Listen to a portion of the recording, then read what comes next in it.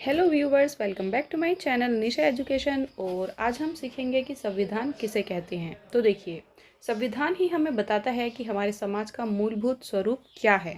संविधान नियमों का एक समूह होता है। जैसे कि पूरी हमारी एक फैमिली होती है, तो फैमिली के जितने भी मेंबर्स होते हैं उन सबको मिलाकर क्या बनती है, एक फैमिली। वैसे ही जो नियम होते हैं, नियम कानून होते हैं, उसी का जो पूरा जोड़ होता है उन सबको मिलाकर क्या बनता है, संविधान। तो एक देश में जितने भी कानून होते हैं उन सभी नियमों के जोड़ को, उनके समूह को संविधान कहते हैं। एक देश में कितने भी प्रकार के लोग रहते हों, पर वे एक दूसरे से कितने भी अलग हों, एक दूसरे की बातों से, मान्यताओं से वो सहमत हों या ना हो, वो धर्म से, जाति से, किसी भी प्रकार से एक दूसरे से, मतलब वो कितने भी अलग क्यों ना हो, पर जो संविधान है वो उनको जोड़े रखता है। संविधान सबके लिए एक जैसा होता है, चाहे वो किसी भी धर्म का हो, जाति का हो, या कितना भी बड़ा हो, छोटा हो, कितना भी मालदार हो, गरीब हो, कैसा भी हो।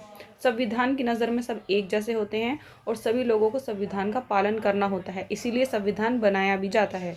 और जो संविधान का पालन नहीं करता उसको दंड दिया जाता है। इसके ज़रिए से यह भी तय किया जाता है कि सरकार किस तरह की होगी।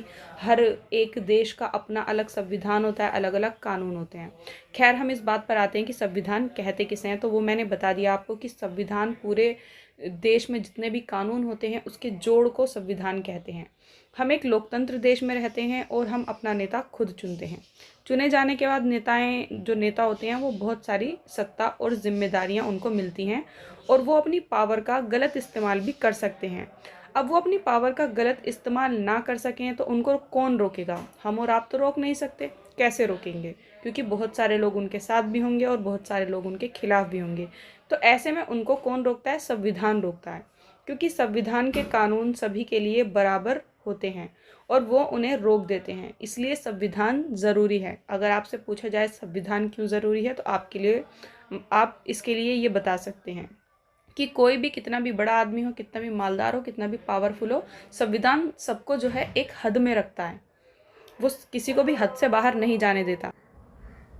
लोकतांत्रिक समाजों में संविधान ही ऐसे नियम तय करता है जिनके द्वारा राजनेताओं के हाथों सत्ता के इस दुरुपयोग को रोका जा सकता है।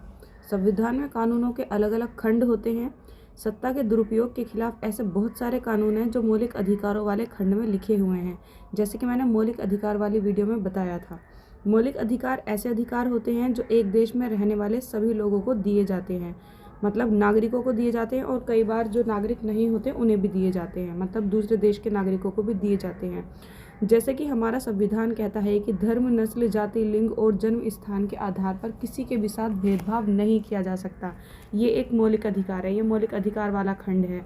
ठीक है, तो मतलब बाकी कानून आपको पता हो या ना पता हो, लेकिन संविधान में से मौलिक अधिकार पता होने बहुत ज़रूरी हैं, क्योंकि बहुत ज़्यादा काम आते हैं। और अगर आपको मौलिक अधिकार वाली वीडियो देखनी है कि हमारे देश में कितने मौलिक अधिकार हैं और कौन कौन से मौलिक अधिकार हैं, तो आप यहाँ से देख सकते हैं।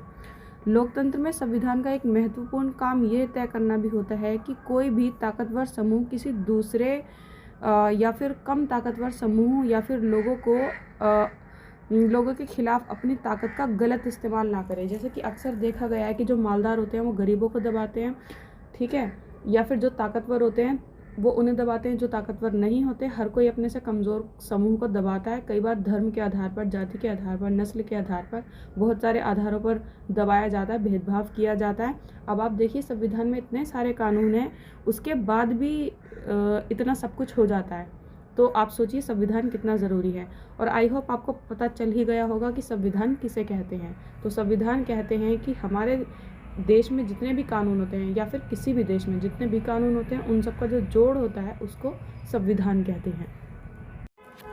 इसके बाद हम आते हैं भारतीय संविधान के बारे में। तो देखिए, 20वीं सदी तक आते आते भारतीय राष्ट्रीय आंदोलन कई दशक पुराना हो चुका था, और जब स्वतंत्रता के लिए संघर्ष चल रहा था तब आंदोलनकारियों ने सोच लिया था कि स्वतंत्र भारत कैसा होना चाहिए। तो यह तय करना किसी एक आदमी के बस का तो नहीं था कि इतने सारे करोड़ों लोगों के लिए यह तय किया जाए कि संविधान कैसा होना चाहिए और किसके लिए क्या अच्छा होगा और क्या बुरा होगा, क्योंकि हमारे देश में बहुत टाइप के लोग रहते हैं। इसमें पता है 300 लोगों ने योगदान दिया, मतलब 300 लोगों की बैठक हुआ करती थी, और 3 सालों तक संविधान निर्माण के लिए बैठकें होती रही, 3 सालों तक। क्योंकि हमारे देश में एक बहुत बड़ी जिम्मेदारी थी और बहुत बड़ी समस्या थी। समस्या ये थी कि यहाँ पे बहुत सारे धर्म और समुदाय के लोग रहते हैं, और अगर संविधान इस तरीके से ना बनाया जाता तो किसी ना किसी धर्म को ठेस पहुँचती, और अगर किसी धर्म को ठेस पहुँच जाए तो वो क्या होता है, वो उस जगह से कटने लगता है। इसलिए संविधान का ऐसा बनाया जाना बहुत ज़रूरी था जो किसी भी धर्म को ठेस ना पहुँचाए। ना तो सभी की भाषा एक थी और ना ही सभी का धर्म एक था, इसलिए ये बहुत बड़ी परेशानी थी। इसलिए 300 इंटेलिजेंट लोगों ने मिलकर 3 सालों तक बैठकें करी और संविधान बनाया। संविधान निर्माण की बैठकें 3 सालों तक चलती रही।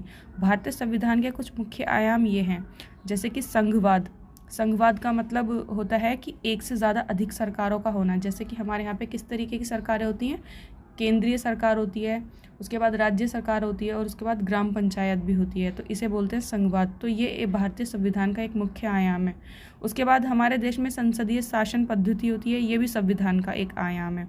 शक्तियों का बंटवारा किया गया है, जैसे कि विधायिका, कार्यपालिका, न्यायपालिका शक्ति किसी एक ग्रुप के हाथ में नहीं है, और बहुत सारे मौलिक अधिकार हैं। और हमारा संविधान जो है वो धर्मनिरपेक्षता को बढ़ावा देता है। धर्मनिरपेक्षता का मतलब होता है कि धर्म के आधार पर किसी के भी साथ भेदभाव ना किया जाना, सभी धर्मों को एक समान समझा जाना। आई होप आपको वीडियो अच्छा लगा होगा। अगर आपको किसी और टॉपिक पे वीडियो चाहिए तो आप हमें कमेंट बॉक्स में बता सकते हैं। मिलते हैं नेक्स्ट वीडियो में। Bye guys.